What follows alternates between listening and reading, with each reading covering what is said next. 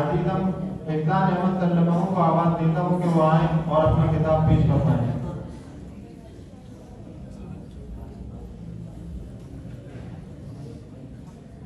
السلام علیکم۔ الحمد لله رب العالمين وعلى آله وأصحابه أجمعين ومن تبعهم بإحسان إلى يوم الدين، أما بعد، فأعوذ بالله من الشيطان الرجيم، بسم الله الرحمن الرحيم۔ محمد رسول الله والذين معه أشداء على الكفار رحماء بينهم تراهم ركعا سجدا يبتغون فضلا من الله ورضوانا سيماهم في وجوههم من أثر السجود ذلك مثلهم في التوراة ومثلهم في الإنجيل، صدق الله العظيم۔ صدر جلسہ اور معزز اساتذہ اکرام اور عزیز ساتھیوں، آج کی اس مبارک محفل میں خاتم الانبیاء جناب محمد رسول اللہ صلی اللہ علیہ وسلم کے اصحاب ذی وقار کی داستان میں فقط اپنے ایمان کو تازہ اور دلوں کو عاشقانہ فلسفہ کے جذبہ ایثار و وفاداری سے سرشار کرنے کی کوشش کر رہا ہوں۔ دعا فرمائیں کہ اللہ پاک اخلاص کے ساتھ مجھے صحیح بات کرنے کی توفیق بخشے، آمین۔ محترم سامعین کرام، قرآن و حدیث، سیر و مغازی کا فکر کے ساتھ مطالعہ کرنے والے کو صحابہ اکرام سے محبت و فداکاری کے عجیب و غریب نمونوں سے رہنمائی ملتی ہے۔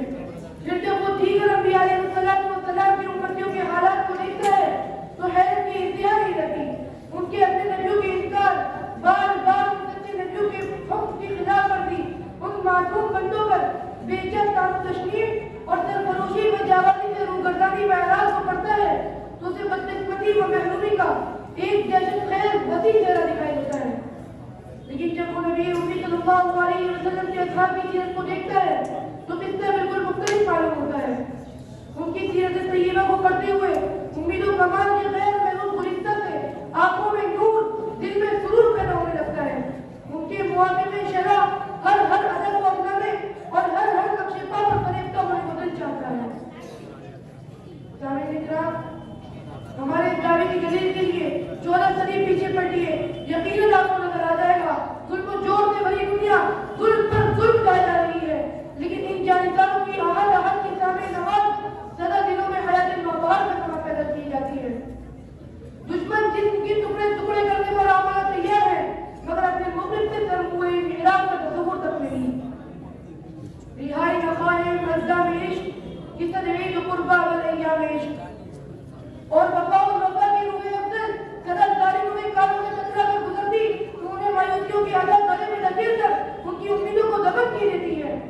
دشمنان خدا چاہتے ہیں کہ نور ایمان کو بجھا دیں، لیکن فداکارانہ محمد صلی اللہ علیہ وسلم فداکاری کی وہ مثال قائم کر کے دکھاتے ہیں کہ اسے محفوظ رکھنے کے لیے جان دینے کی باری آئی تو جان کی باتیں لگا دی، آگ میں کودنا ہوا تو آگ میں کود گئے، مصیبتیں برداشت کی۔ اللہ کے رسول جناب محمد رسول اللہ صلی اللہ علیہ وسلم کے علوم کو سینوں میں بٹھایا اور مشقتیں برداشت کر کے پتے چبا کے پوری دنیا میں محمدی پیغام کو اس طرح عام کیا۔ نبی صادق و مصدوق کی ایک قدم ہم تک پہنچانے میں اس طرح جان، مال، وقت کا سرمایہ نچھاور کیا کہ درندوں اور پرندوں نے ان کا احترام کیا، دنیا کی ہر چیز نے ان کا احترام کیا، شیروں نے انہیں سواری دی، بلکہ مجھے کہہ رہے تھے کہ موجیں مارنے کے سمندروں نے انہیں راستہ دیا۔ اور یہی کیا نبی پاک پر جانکاری سے خدا بندہ قدوس نے خود انہیں نبی صلی اللہ علیہ وسلم کے بعد قیامت تک کے آنے والے لوگوں کے لیے رہبر و رہنما بنا دیا کہ لوگوں تم ان روشن ستاروں میں جس کسی کی بھی اتباع کر لو گے کامیاب ہو جاؤ گے، کیونکہ لوگوں یہی ہدایت یافتہ ہیں، اولئک هم المهتدون، یہی سیدھے راستے پر ہیں، اولئک هم الراشدون، یہی غلام علیہم ہیں، اولئک الذین انعم اللہ علیہم۔ اگر تمہیں عبادت گزاروں کی جستجو ہے تو تراہم رکعا سجدا،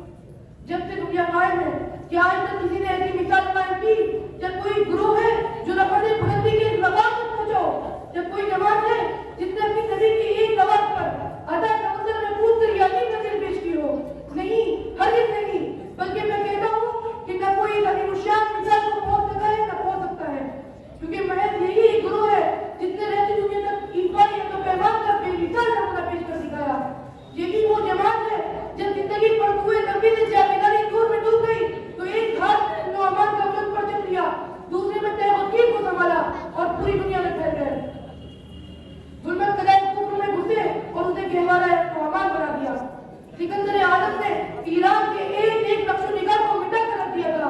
صحابہ اکرام وہاں پہنچے اور اسے جنت نشان بنا دیا. مفتی نصر نے بیت المقدس کی اینٹ سے اینٹ بجا دی. جانسارہ نے محمد گئے اور اسے عظمت کا تاج بنا دیا. غرض یہ کہ جہاں خاک پڑ رہی تھی نسیم خوشگوار کی تیز جھوکی چلنے لگی. ویرانیوں میں آبادیوں میں تبدیل ہونا شروع کیا. محترم بزرگوں، آج دنیا پھر ظلمت و تاریکی کی گہرگاہ میں ڈوبتی جا رہی ہے. برے بھی شرارتیں عام ہو رہی ہیں. اس لیے ہر کلمہ گو سے درخواست ہے کہ اپنے نبی کے ان فرمانوں کی سیرت پڑھے، اسلام کو سمجھنے کے لیے ان کو یہ اپنا نمونہ باعث بنائے اور ان کی طرف مر مٹنے کا جذبہ پیدا کرے. تبھی دنیا کی ظلمت صدوں میں زلزلہ برپا ہو سکتا ہے اور ظالموں کو دندانے چکن جواب دیا جا سکتا ہے. وہ شہید راہ وفا رہے، وہ قتیل تیغ جفا رہے، وہ صادقین زمانہ رہے، وہی محافظین خزانہ رہے، وہ محبوب خدا رہے، وہی حبیب مصطفیٰ رہے، وہ محبوب خدا رہے، وہی حبیب مصطفیٰ رہے.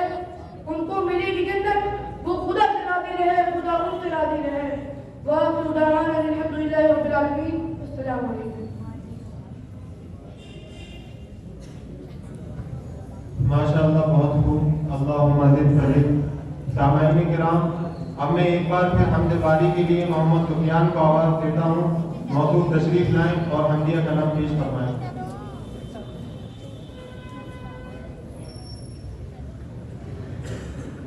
السلام علیکم ورحمۃ اللہ وبرکاتہ.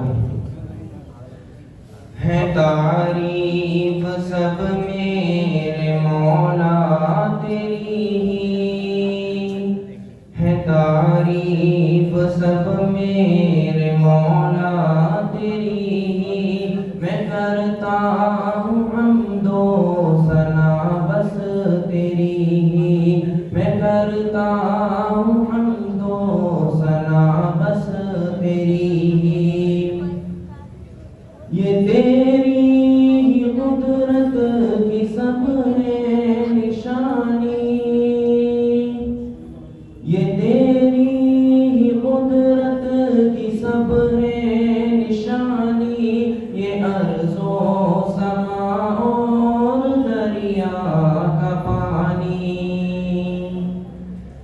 کہ ہے میرے مولا یہ عظمت تیری ہی، کہ ہے میرے مولا یہ عظمت تیری ہی. میں کرتا ہوں حمد و ثنا بس تیری ہی. ہے شمس و قمر تیری تسبیح کرتے، ہے شمس و قمر تیری تسبیح کرتے. چرندے پرندے بھی ذکر ہے کرتے، ہے شمس و قمر تیری تسبیح کرتے. چرندے پرندے بھی ذکر ہے کرتے. کہ جھکتی ہے مخلوق آگے تیرے ہی، کہ جھکتی ہے مخلوق آگے تیرے ہی. میں کرتا ہوں حمد و ثنا بس تیری ہی. یہ ہے تیری قدرت کے پیارے نظارے، یہ ہے تیری قدرت کے پیارے نظارے. یہ بہتے سے دریا، یہ موسم بہارے. یہ ہے تیری قدرت کے پیارے نظارے. یہ بہتے سے دریا، یہ موسم بہارے. بتاتے ہیں یہ ہم کو عظمت ہے تیری، بتاتے ہیں یہ ہم کو قدرت ہے تیری. میں کرتا ہوں حمد و ثنا بس تیری ہی. کہ کل 6 دن میں یہ دنیا بنائی، کہ کل کل 6 دن میں یہ دنیا بنائی کہ قدرت کی تو نے نشانی دکھائی کہ کل 6 دن میں یہ دنیا بنائی کہ قدرت کی تو نے نشانی دکھائی جھلکتی ہے ان سب میں عظمت تیری جھلکتی ہے ان سب میں خلقت تیری میں کرتا ہوں حمد و ثنا بس تیری میں کہتا ہوں تجھ سے تو سن میرے مولا میں کہتا ہوں تجھ سے تو سن میرے مولا میں کہتا ہوں تجھ سے مجھے بخش مولا میں کہتا ہوں تجھ سے تو سن میرے مولا میں کہتا ہوں تجھ سے مجھے بخش مولا میرے تو گناہوں کو بخشے گا تو ہی میرے تو گناہوں کو بخشے گا تو ہی میں کرتا ہوں حمد و ثنا بس تیری ہی ہے تعریف سب میرے مولا تیری ہی میں کرتا ہوں حمد و ثنا بس تیری ہی ہم کرتے ہیں حمد و ثنا بس تیری ہی السلام علیکم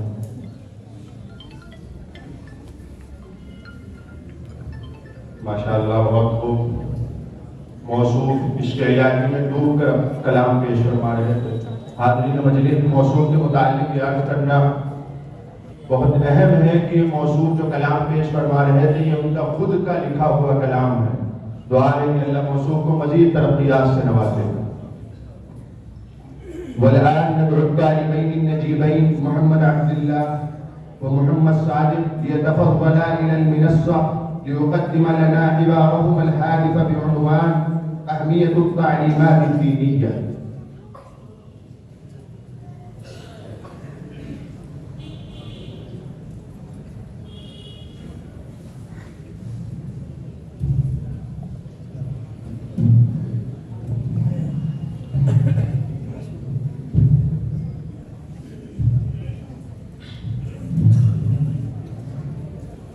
السلام عليكم ورحمة الله وبركاته. وعليكم السلام ورحمة الله وبركاته. كيف حالك وما أخبارك يا أخي الكريم؟ الحمد لله أنا بالخير والسعادة كل شيء على ما يرام. ماذا بيدك ومن أين جئت يا حبيبي؟ يا حبيبي أنا جئت من الجامعة الأصلية وهذا كتاب الإنجليزية والرياضية. وماذا بيدك ومن أين رجعت؟ أنا رجعت من المدرسة الدينية وهذا قرآن كريم والمختصر الحضوري وقصص النبيين. أما ما قرأت القرآن الكريم والحديث وما عملت أحكام الدين وسنن النبي صلى الله عليه وسلم. أخي ما قرأت القرآن الكريم والحديث والعلوم الدينية ولا أعرف ما هي هذه العلوم بل أنا أتعلم اللغة الإنجليزية والعلم الرياضية كي أحصل الشهادة من الجامعة وبعده أكسب المال وأقضي حياتي بالراحة. يا للأسف أما قرأت القرآن الكريم والحديث ومع هذا تفتخر وتفرح على أن تتعلم العلوم العصرية. أما سمعت قول النبي صلى الله عليه وسلم إن الذي ليس في جوفه شيء من القرآن كالبيت الخرب. وفي حديث آخر طلب العلم فريضة على كل مسلم. والأحاديث في هذا الأمر كثيرة وهذه الأحاديث تدل على أننا نتعلم العلوم الدينية. يا حبيبي الفوائد التي بينتها هي للآخرة ولكننا يا حبيبي ما فائدة حصول هذه العلوم الدينية؟ هل تستطيع أن تحصل المال والعزة بهذه العلوم؟ كلا بل إن أردت أن تحصل المال والعزة والراحة فاقرأ هذه العلوم الأصلية لأنها مقبولة عند الناس. يا صديقي، هل أنت لا تعلم فوائد حصول هذه العلوم الدينية؟ فوائدها كثيرة، ولكن بقلة الوقت أذكر بعضها. اسمع يا حبيبي، نحن نتعلم هذه العلوم الدينية لكي نعرف من هو ربنا ومن هو خالقنا ومن هو رازقنا، ولماذا خلقنا الله في هذا الكون، وماذا يريد منا في هذه الدنيا، ونعرف أوامر الله ونواهيه، ونعرف الحلال والحرام، ونعرف الحق والباطل كي يدخلنا ربنا في جنة عرضها السماوات والأرض، ونعرف ما هي الفرائض والواجبات على المسلمين، كيف نصلي وكيف نصوم وكيف نؤدي الزكاة كذا وكذا. وهذه العلوم مقبولة عند رازقنا، وهي تهدفنا إلى الصراط المستقيم وتخرجنا من الظلمات إلى النور. يا حبيبي، الفوائد التي بينتها هي للآخرة، ولكننا نعيش في الدنيا، فلهذا نتفكر في الدنيا لا في الآخرة. يا حبيبي، ألا تعلم لماذا خلقنا الله في هذه الدنيا؟ هل لحصول المال أو لحصول الشهادات؟ كلا، بل خلقنا الله في هذه الدنيا لنستعد للآخرة. هذه الدنيا مزرعة الآخرة، كما جاء في الحديث الشريف: اليوم عمل ولا حساب، وغدا حساب ولا عمل. كونوا أبناء الآخرة ولا تكونوا أبناء الدنيا. فلدينا هدفنا ومقصدنا هو الآخرة، والرزق والمال مقسومان من الله. لا يستطيع أحد أن يحصل على رزق أكثر من التقسيم التقدير، كما قال ربنا عز وجل في كتابه الكريم: نحن قسمنا بينهم معيشتهم في الحياة الدنيا ورفعنا بعضهم فوق بعض درجات ليتخذ بعضهم بعضا سخريا. يا حبيبي، نعم الرجل أنت، شرحت صدري للعلوم الدينية وشوقتني إلى الدين. أنا أريد أن ألتحق في مدرستك. ما عنوان مدرستك؟ يا حبيبي، اسم مدرستي مدرسة عربية تعمير ملة، وهي واقعة بدون فور في علي ترى. أنا أرحبك في مدرستي إن شاء الله العزيز. شكرا جزيلا. السلام عليكم ورحمة الله وبركاته. وعليكم السلام ورحمة الله وبركاته.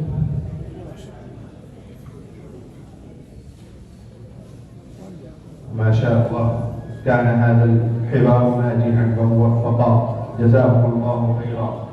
حاضرین گرامی، جناب حضرت مولانا قاری فہیم اختر صاحب استاد مدرسہ حاضہ کی جانب سے محمد موسیٰ کو 100 روپے انعام عطا کیا گیا ہے. جناب عارف خان صاحب کی جانب سے 500 روپے برائے انجمن. عبد الواسع کو 200 روپے صاحب خیر کی جانب سے انجمن کے لیے. جناب طالب قدوس صاحب کی جانب سے 500 روپے. محمد سفیان علی اول جو ابھی آپ حضرات کے سامنے اپنا حمدیہ کلام پیش فرما رہے تھے، ان کے لیے جناب حضرت مفتی محمد اسجد صاحب دعوت برکاتہ العالیہ استاد مدرسہ حاضہ کی جانب سے 500 روپے. محمد حماد کی جانب سے محمد سفیان کو 100 روپے.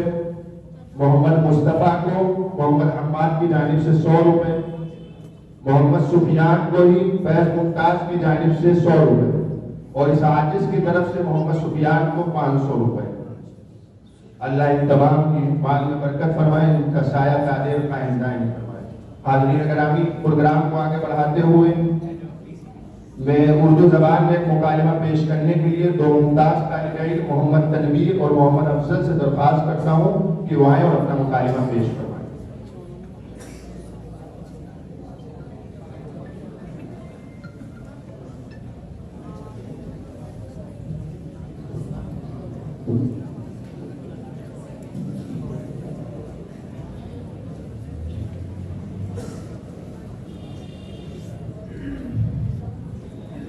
السلام علیکم ورحمۃ اللہ وبرکاتہ. وعلیکم السلام ورحمۃ اللہ وبرکاتہ. تنویر بھائی کیوں اس قدر پریشان حال نظر آ رہے ہیں؟ آخر کیا بات ہے؟ افضل بھائی کیا کہوں، میں تو اپنی پریشانی اور گھر کی خستہ حالی سے تنگ آ چکا ہوں. अरे भाई, ऐसी कौन सी बात पेश आ गई जिसकी वजह से आप इतने परेशान हैं? आपको क्या बताऊं, मेरी कई बेटियां हैं जिनकी निस्बत के लिए कई सालों से रिश्ते तलाश कर रहा हूं। कायदे के रिश्ते नहीं मिल पा रहे हैं। कोई 5 लाख का जहेज मांगता है तो कोई 7 लाख का। अब आप ही बताएं मैं क्या करूं? बस इस छोटी सी बात के लिए आप इतना परेशान हैं? मुझे तो आपकी हालत पर बहुत तरस आ रहा है। आप निकाह जैसे बड़े मसले को छोटी सी बात समझ रही हैं। हालांकि मैं 4 साल से अपनी साहबजादियों के रिश्ते के लिए परेशान कर रहा हूँ, मगर अभी तक कोई मुनासिब रिश्ता नहीं मिला। यही बात तो आज हमारे समझ में नहीं आती कि आज गैरों की देखी देखा हमने निकाह में दहेज और दीगर फजूलियात को ईजाद करके निकाह जैसे आसान कर मसले को दुश्वार बना दिया। माशरे में रुझान आम होता जा रहा है कि शादी, नौकरी, जमीन, घर बार और अच्छे कारोबार पर मौकूफ समझे जाए। इसके नतीजे में निकाहों पर जो असर पड़ रहा है वो बिल्कुल कौम रोशन की तरह आया है। अफजल भाई, आप बात तो बिल्कुल हक कह रहे हैं, मगर मेरे ये समझ में नहीं आता कि आप दहेज देने और लेने से क्यों रोकते हैं। इसमें तो फायदे ही फायदे हैं। आपको मालूम नहीं कि दहेज से गुर्बत का खात्मा हो जाता है, इक्तिसादी तरक्की होती है। कितने गरीब व मोहताज और नादार किस्म के लोग ऐसे हैं कि जिनकी औलाद का रिश्ता किसी मालदार घराने से हो जाता है तो उनके घर की मफलूकुल हाली दूर हो जाती है और वो खुशी और मसरत के साथ जिंदगी बसर करते हैं। सोचिए, आखिर ये खुशहाशी किस चीज़ की बदौलत है? जाहिर है कि इसका असल सबब निकाह और जहेज ही है। और फिर कौन नहीं चाहता कि उसकी बेटी और दामाद खुशहाल जिंदगी बसर करें। जो जहेज जैसी अजीम नियामत को न देकर अपनी बेटी को तंगी में रखना चाहते हैं वो बखील ही हो सकते हैं। तुम बड़े हरीफ और लालची तबीयत के इंसान मालूम होते हो, तभी तो दहेज की सारी खराबियां आपकी निगाह में भली मालूम होती है। मगर आपने ये कभी नहीं सोचा कि दहेज लाने वाली बीवी के गर्द माशरत अपने शोहर के साथ कैसा रहता है। वो अपने आप को दौलत के नशे में आका और शोहर को अपना गुलाम समझने लगती है। जब भी कोई बाहम बिगाड़ पैदा होता है तो वो अपने दहेज के सामानों का हवाला देती है। नतीजतन शोहर की जिंदगी अजरत मिल जाती है। आपने ये तो सोच लिया कि दहेज से गुर्बत का खात्मा हो जाता है, इक्तिसादी तरक्की होती है, मगर आपके बेरहम दिल में कभी ये ख्याल नहीं गुजरा कि गरीबों की बेटियों के लिए इतना सारा सामान दहेज कहाँ से आएगा। अफसोस सद अफसोस, शादी जो कभी खाना आबादी का पेशखैमा हुआ करती थी आज खाना बर्बादी का बरादी बन चुकी है। अफजल भाई, आपकी बातें समझ में तो आ रही हैं, लेकिन ये आप भी तस्लीम करेंगे कि जहेज देना बाइज़े फख्र है। इससे लड़की वाले की शान शौकत का मुजाहिरा होता है। जगह जगह उसके चर्चे होते हैं, जिससे उसकी इज्जत और अजमत में 4 चांद लग जाते हैं। अल्लाह अकबर, जहेज और बाइज़े फख्र, जहेज और इज्जत और अजमत में इजाफे का सबब ये कैसे? आज ही अपने दिल से ये ख्यालात मिटा दीजिए। सोचने की बात है, अगर जहेज कोई फख्र की चीज होती तो इसके अव्वलीन मुस्तहिक सय्यदुल बशर फख्र बनी आदम जनाब मोहम्मद रसूलुल्लाह सल्लल्लाहु अलैहि वसल्लम होते। अपनी जिगर गोशा हजरत फातिमा, हजरत रुकैया, हजरत उम्मे कुलथूम रज़ियल्लाहु अन्हुम को दरो जवाहर के ढेर जहेज में देते हैं। मगर नहीं, आपने ऐसा नहीं किया, क्योंकि आपको तो रूहानी माशरा पैदा करना था, जहाँ माल के बजाय रूहानियत, अखलाक का चाल चलन हो, जहाँ तक़वा, खौफ और खशियत और ईमान और ihसान, इखलास और इनाबत जैसे सिफात से लोग मुत्तसिफ हो। इसलिए इन दुनियावी माल असबाब के अल्लाह ताला के नज़दीक कोई हैसियत नहीं। उसके नज़दीक तो फजीलत और शराफत, इज्जत और अज़मत का मायार तक़वा है। हुज़ूर सल्लल्लाहु अलैहि वसल्लम का इरशाद है, इन्ना अअज़मन निकाह बरकतन अयसरुहु मऊना, कि सबसे बाबरकत निकाह वो है जिसमें कम खर्च हो, और खुद आपने उसको कर दिखाया। लिहाजा हमें भी आप ही के तरीके को अपनाना चाहिए, क्योंकि नबी के रास्ते से कदम जो हटाएगा कभी रास्ता न पाएगा, कभी मंजिल न पाएगा। नक्शे कदम नबी के हैं, सुन्नत के रास्ते अल्लाह से मिलाते हैं जन्नत के रास्ते। अफजल भाई, आज आपने मेरे ज़हन पर पड़े हुए जहालत के पर्दे को चाक कर दिया।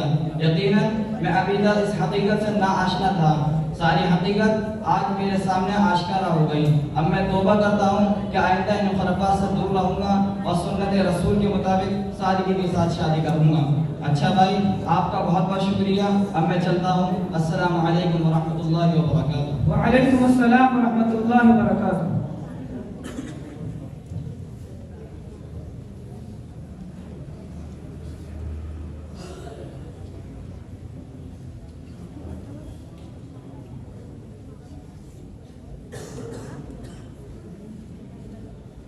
माशाअल्लाह। हाज़रीन गिरामी, हाफिज अंसार साहब साबिक तालिब इल्म मदरसा हाजा की जानिब से बनाए अंजुमन 10,000 रुपये का इनाम की रकम आई। अल्लाह मौसूफ के माल में बरकत फरमाए, उनकी उम्र दराज। हाज़रीन गिरामी, हमारा प्रोग्राम अपनी तमाम तर रंगीनियों व जलवा सामानियों के साथ जारी व सारी है। अलबत्ता इस दरमियान हमारे दरमियान में मेहमान भी तशरीफ़ ला चुके हैं। ख़ासतौर पर आज के हमारे मेहमान खुसूसी नबीर शेखुल इस्लाम हज़रत मौलाना मुफ्ती सैयद मोहम्मद अक़बाल साहब मंसूरपुरी दामत बरकातुहुल आलिया, सदरुल मुदर्रिसीन व उस्ताद हदीस जामिया अरबिया जामा मस्जिद अमरोहा व सदर जमीयत उलमा सूबा उत्तर प्रदेश तशरीफ़ ला चुके हैं। इसी के साथ साथ जामा मस्जिद जामिया अरबिया जामा मस्जिद अमरोहा के उस्ताद जनाब हज़रत मौलाना मुफ्ती हमजा साहब दामत बरकातुहुल आलिया भी तशरीफ़ ला चुके हैं। मैं अपने तमाम मेहमानान कराम का इस्तक़बाल करता हूँ और उनकी आमद पर हम ममनून व मशकूर हैं। हज़रात गिरामी, प्रोग्राम को आगे बढ़ाते हुए मैं एक बार फिर से तिलावत कलामुल्लाह के लिए नुअमान अख्तर को आवाज़ देता हूँ कि मौसूफ तशरीफ़ लाएँ और तिलावत कलामुल्लाह पेश फरमाएँ।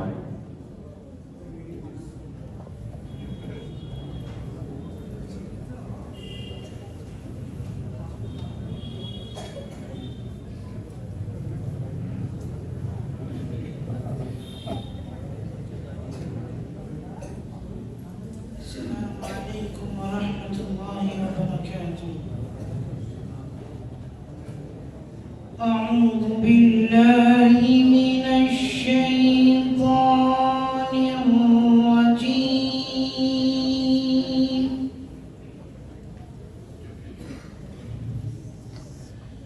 بسم الله الرحمن الرحيم.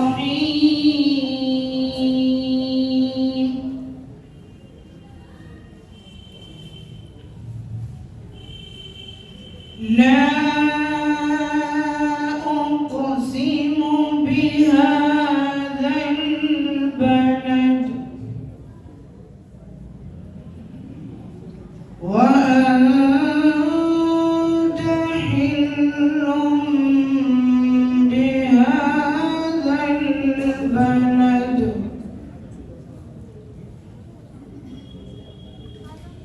ووالد وما ولد لقد خلقنا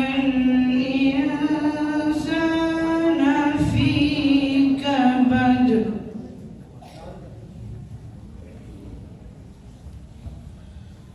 لا أقسم بهذا البلد وأنت حل بهذا البلد ووالد وما ولد لقد خلقنا الإنسان في كبد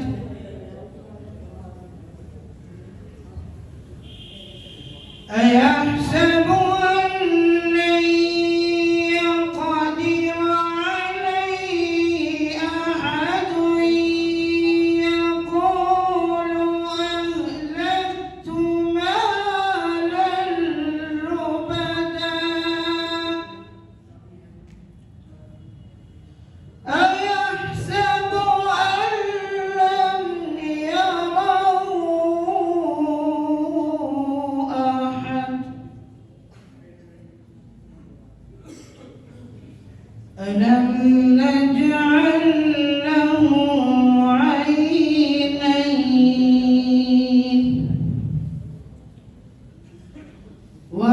ولسانا وشفتين وهديناه النجدين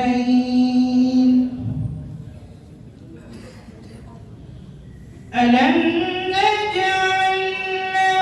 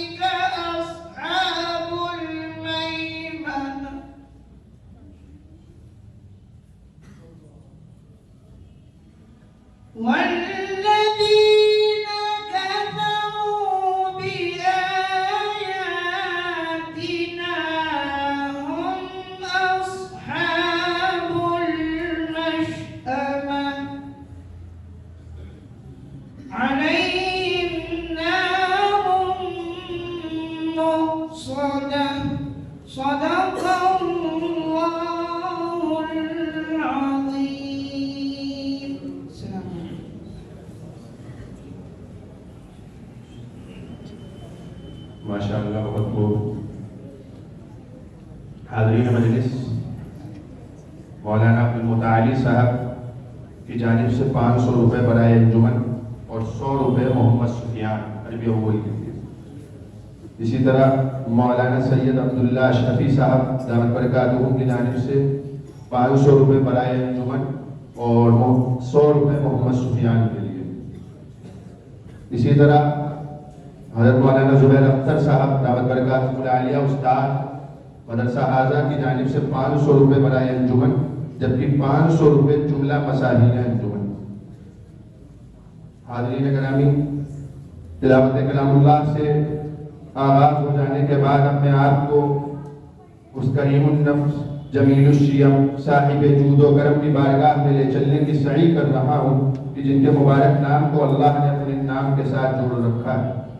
کیونکہ اللہ رب العزت کے بعد اگر کائنات میں کسی کا مقام و مرتبہ ہے تو بس اور بس سرکار مدینہ تاجدار فتح جناب محمد رسول اللہ صلی اللہ علیہ وآلہ وسلم کی ذات مقدس ہے. لہذا میں آپ صلی اللہ علیہ وسلم کی مدحت سرائی کے لیے محمد مصطفیٰ کو دعوت دیتا ہوں کہ وہ آئیں اور اپنا نعتیہ کلام پیش فرمائیں.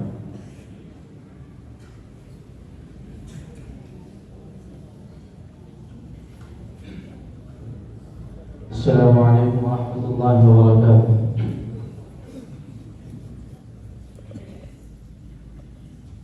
حشر میں جب ان کو سجدے، حشر میں جب ان کو سجدے سے اٹھایا جائے گا، حشر میں جب ان کو سجدے سے اٹھایا جائے گا، ہم گنہگاروں کی بگڑی، ہم گنہگاروں کی بگڑی کو بنایا جائے گا، حشر میں جب ان کو سجدے سے اٹھایا جائے گا.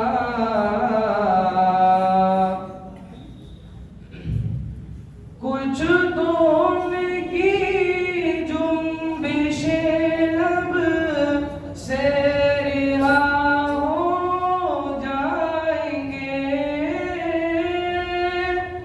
کچھ تو ان کی جنبش لب سے رہا ہو جائیں گے، کچھ سیاہ کاروں کو کملی، کچھ سیاہ کاروں کو کملی میں چھپایا جائے گا، حشر میں جب ان کو سجدے سے اٹھایا جائے گا. حوض کوثر پر عجب ہوگا ہجوم عاشقان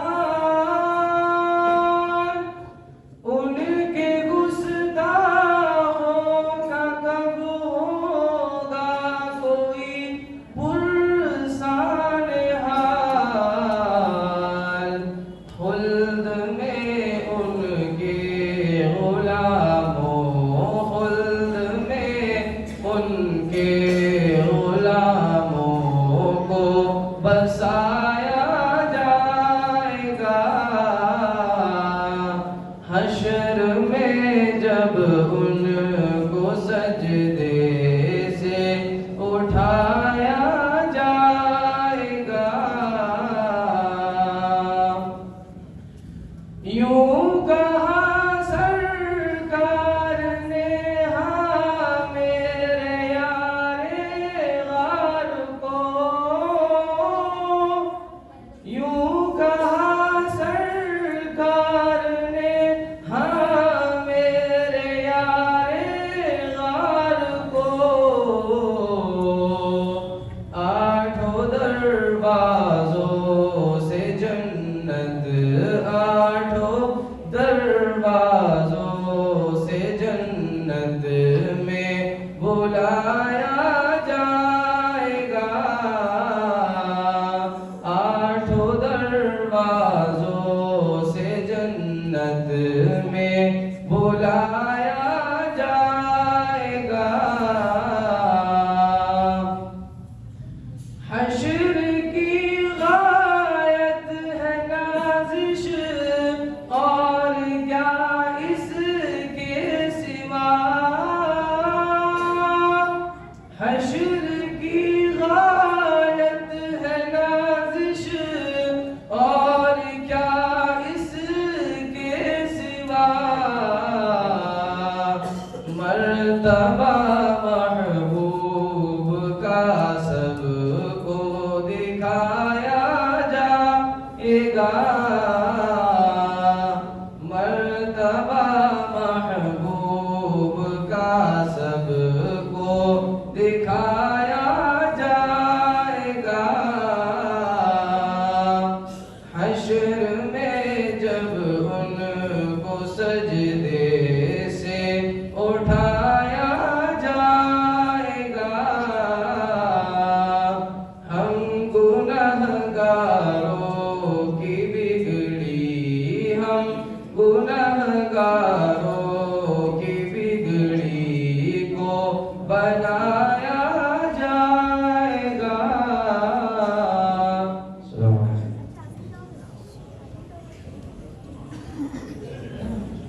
ماشاءاللہ بہت خوب۔ سامعین کرام، اب میں انجمن بند تہذیب الاخلاق کی سالانہ رودات پیش کرنے کے لیے اس انجمن کے مدیر کو آواز دیتا ہوں کہ وہ آئیں اور سالانہ رودات پیش فرمائیں۔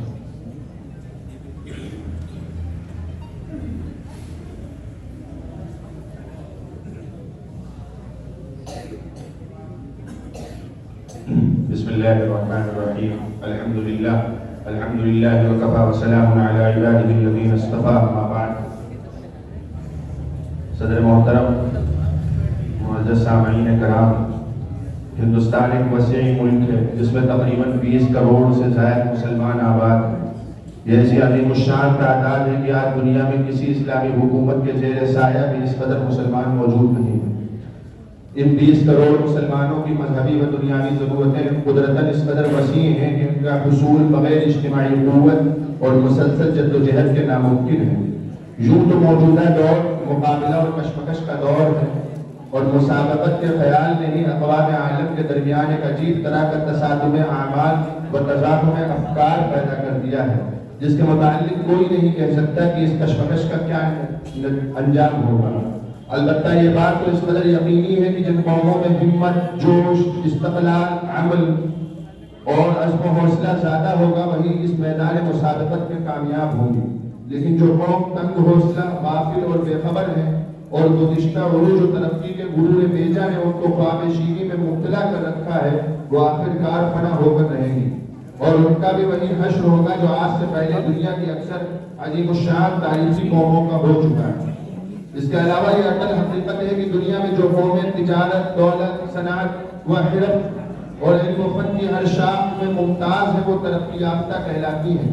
لہٰذا اسی بنا پر مسلمان بھی اگر ترقی کرنا چاہتے ہیں تو ان کا یہ فرض ہونا چاہیے کہ وہ زندگی کے ہر شعبے میں کامیابی کی راہیں تلاش کریں اور اس کے بعد بحیثیت ایک مسلمان کی ترقی کریں، کیونکہ اگر مسلمان رہ کر ترقی نہ کریں گے تو وہ ترقی مسلمانوں کی نہ ہوگی بلکہ کسی اور قوم کی ہوگی، اور یہ اسی وقت ممکن ہے جب مسلمان اپنی قومی روایات اور مذہبی علوم و فنون کے تحفظ کا معقول طریقے سے انتظام کریں۔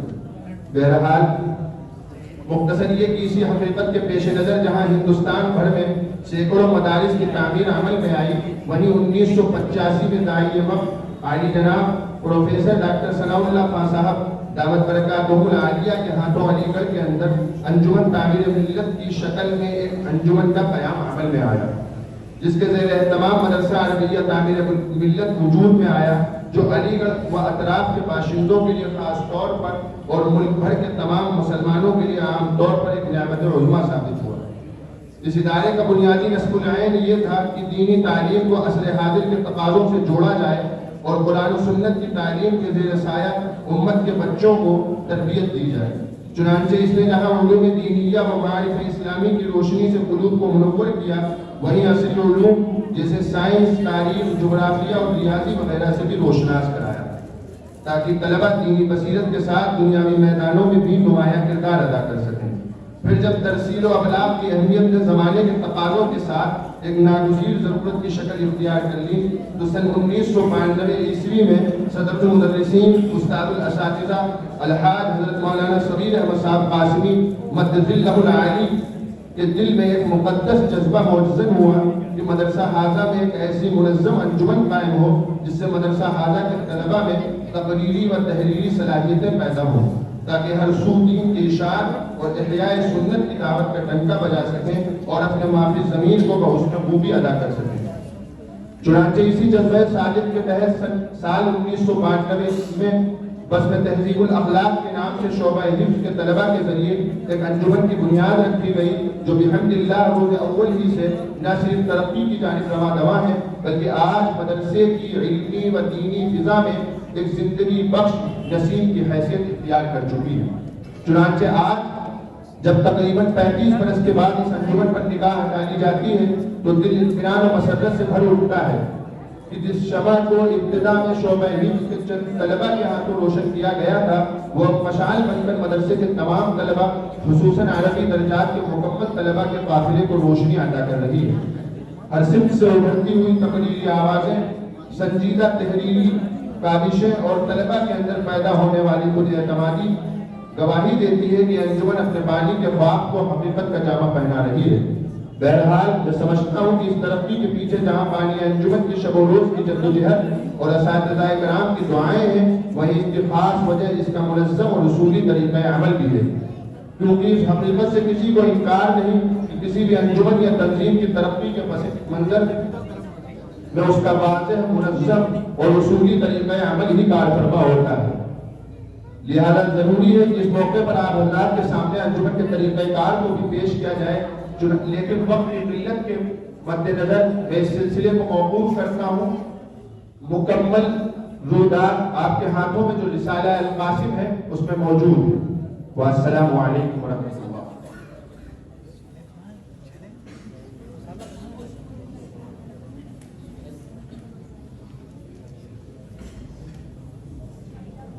ماشاءاللہ بہت خوب۔ اب میں سالانہ رودات پیش کرنے کے بعد دعوت دیتا ہوں محمد رضی بارابنکی کو موضوع پائیں اور اپنے منتخب اور عنوان پر پروگرام پیش کرنا ہے۔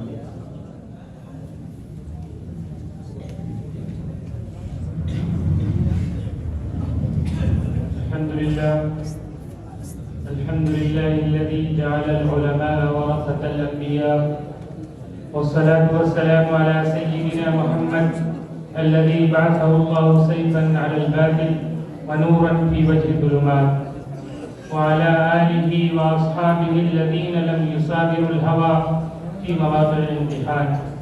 أما بعد، محترم صدر محفل، معزز مہمانان گرامی، میرے بزرگوں اور عزیز ساتھیوں، السلام علیکم ورحمۃ اللہ وبرکاتہ۔ آج کی اس پرنور محفل میں میری تقریر کا عنوان علماء دیوبند ہے، لہذا میری آپ حضرات سے درخواست ہے کہ بغور سماعت فرمائیں۔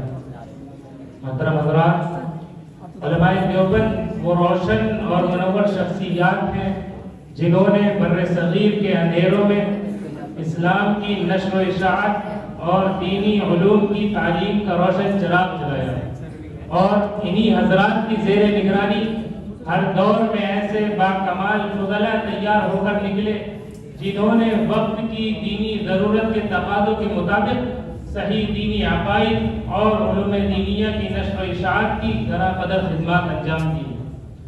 1866 میں قائم ہونے والا یہ ادارہ دارالعلوم دیوبند صرف ایک مدرسہ نہیں تھا بلکہ ایک مدرسے کے ساتھ ساتھ ہماگیر فکری، اسلامی، اصلاحی، معاشرتی اور انقلابی تحریک کا مرکز بھی تھا۔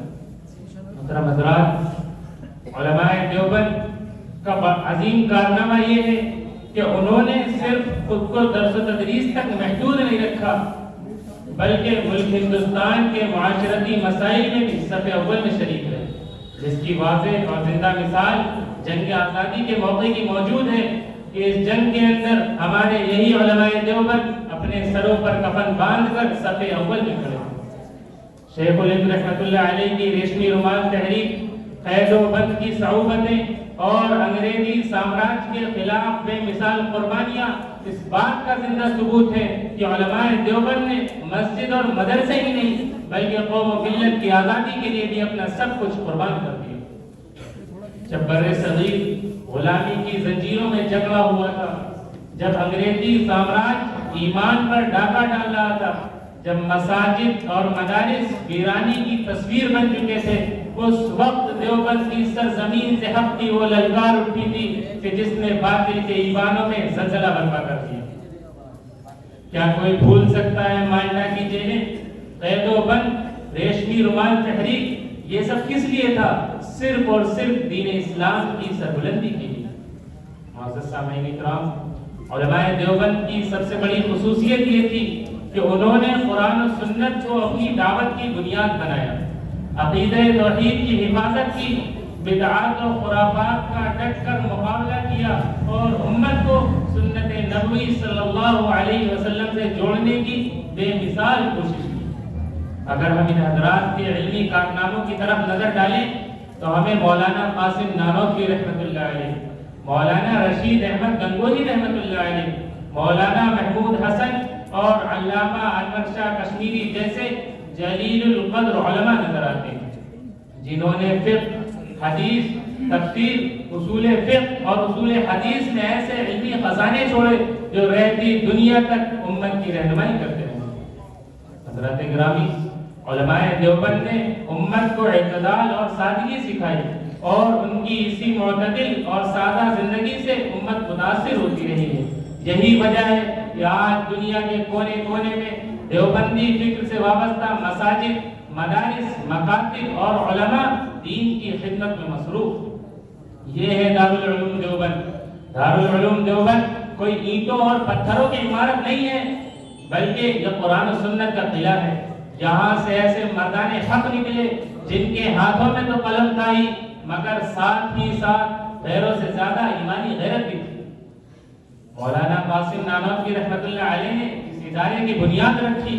مولانا رشید احمد گنگوہی رحمۃ اللہ علیہ نے اس ادارے کے اندر تقوی کا چراغ جلایا اور مولانا محمود حسن رحمۃ اللہ علیہ نے غلامی کے خلاف بغاوت کا علم بلند کیا۔ علماء دیوبند نے ہمیں یہ بتا دیا کہ دین کیا ہے۔ کیا دین صرف منبر اور محراب تک محدود چیز ہے؟ کیا دین صرف مسجد اور مدرسے تک محدود چیز ہے؟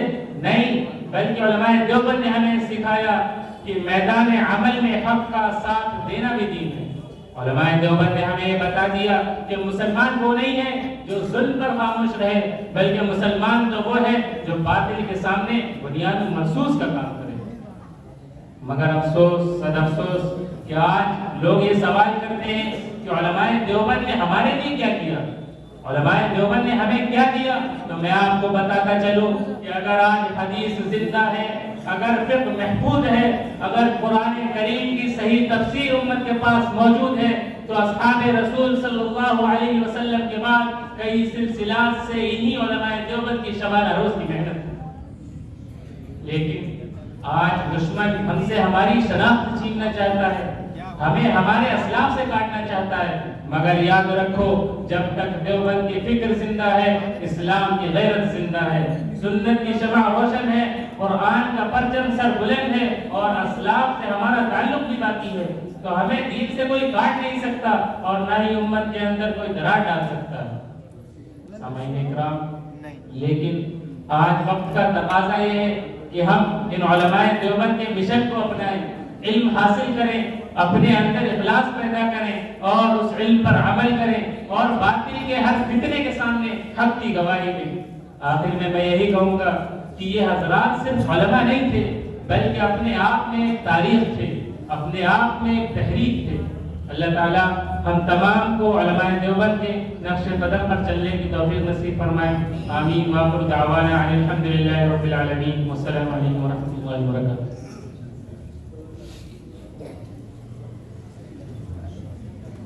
ماشاءاللہ، بہت خوب۔ سامعین کرام، آج کا یہ پروگرام جہاں کامیابیوں کا جشن ہے، وہیں جدائی کے جذبات بھی اس میں پوشیدہ ہیں۔ خوشی اس بات کی کہ ہم طلباء انجمن نے ایک منزل کو سر کیا ہے، جبکہ رنج اس بات کا کہ ہم طلباء عربی ششم اپنی اس مادر علمی کو الوداع کہنے والے ہیں، اپنے ساتھیوں سے جدا ہونے والے ہیں۔ یقیناً یہ لمحہ ہم سب طلباء کے لیے نہایت پرسوز بھی ہے اور بامعنی بھی ہے۔ چنانچہ اس موقع پر دل جذبات و احساسات سے لبریز ہے۔ جی تو چاہتا ہے کہ ہم طلباء عربی ششم فردن فردن اپنے احساسات و جذبات کا اظہار کروں، اپنے تاثرات کو بیان کروں، مادر علمی سے جڑی اپنی پرانی یادوں کو اور اپنے اساتذہ کی شفقتوں کو پیش کروں۔ البتہ وقت کی قلت کے سبب میں اس سلسلے کو موقوف کرتے ہوئے اجتماعی طور پر ہم جملہ طلباء عربی ششم الوداعی ترانہ آپ حضرات کے سامنے پیش کرنے کی سعی کر رہے ہیں۔ لہذا اس کے لیے میں اپنے درسی ساتھی محمد حمزہ خان، محمد مبارک، محمد اعظم، محمد انس، محمد فہد، محمد قاسم اور ابو الکلام کو آواز دیتا ہوں کہ وہ آئیں اور اپنے احساسات کو ترانے کی شکل میں آپ حضرات کے سامنے پیش کریں۔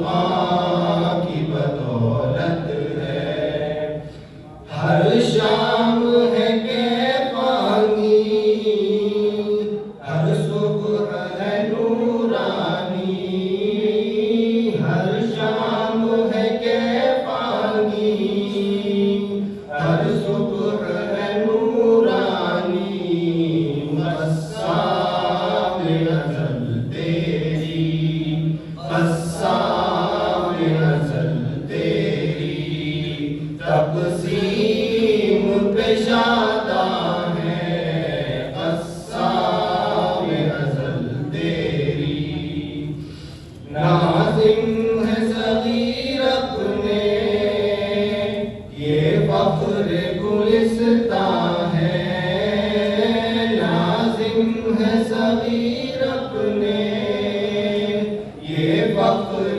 گلستان ہے، ہم پر تو صہیب احمد، ہم پر تو صہیب احمد کچھ ایسے مہربان ہیں، ہم پر تو صہیب احمد، ہم جیسے کسی گل کی نوخیز سی کلیاں ہیں، ہم جیسے کسی گل کی نوخیز سی کلیاں ہیں، فیضان اسامہ ہے، فیضان اسامہ ہے، اس بزم کی زینت میں فیضان اسامہ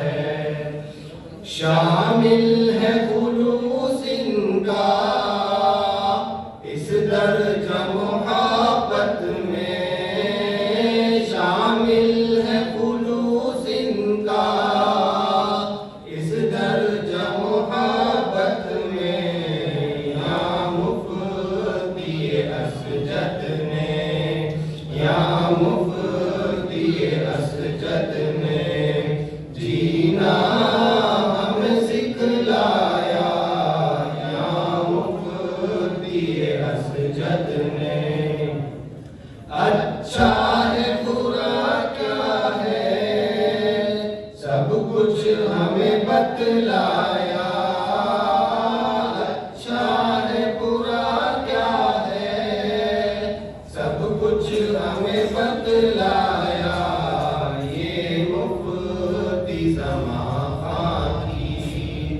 یہ مفتی زمان خان کی محنت کی نشانی ہے، یہ مفتی زمان خان کی محنت ہمیں اب ان کی دنیا کو دکھانی ہے، محنت ہمیں اب ان کی دنیا کو دکھانی ہے، اختر کی دعاؤں سے، اختر کی دعاؤں سے آباد ہے یہ گلشن، اختر کی دعاؤں سے، رحمہ کی تلاوت سے پر نور ہے یہ مسکن، رحمہ کی تلاوت سے پر نور ہے یہ مسکن، یہ منتظر ہم سب کو، یہ منتظر ہم سب کو، دل و جان سے پیارے ہیں، یہ منتظر ہم سب کو، اس وقت میں گلستان کے روشن یہ ستارے ہیں، اس وقت میں گلستان کے روشن یہ ستارے ہیں، دیتے ہیں دوپہر احمد، دیتے ہیں دوپہر احمد، اسباب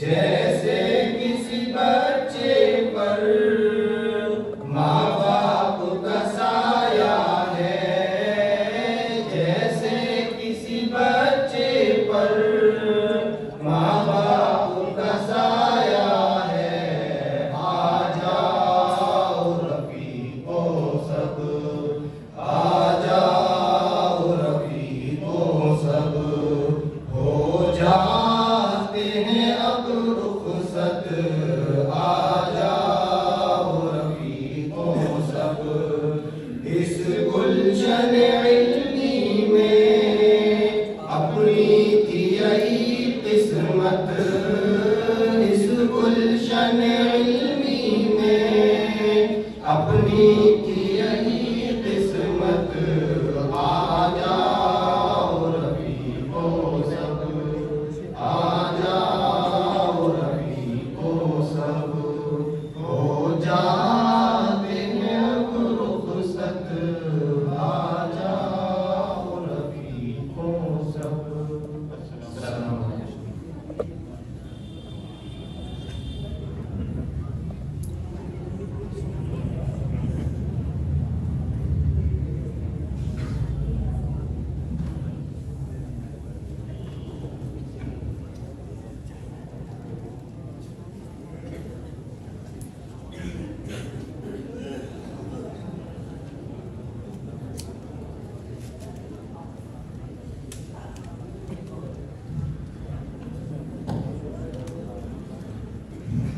حاضرین مجلس،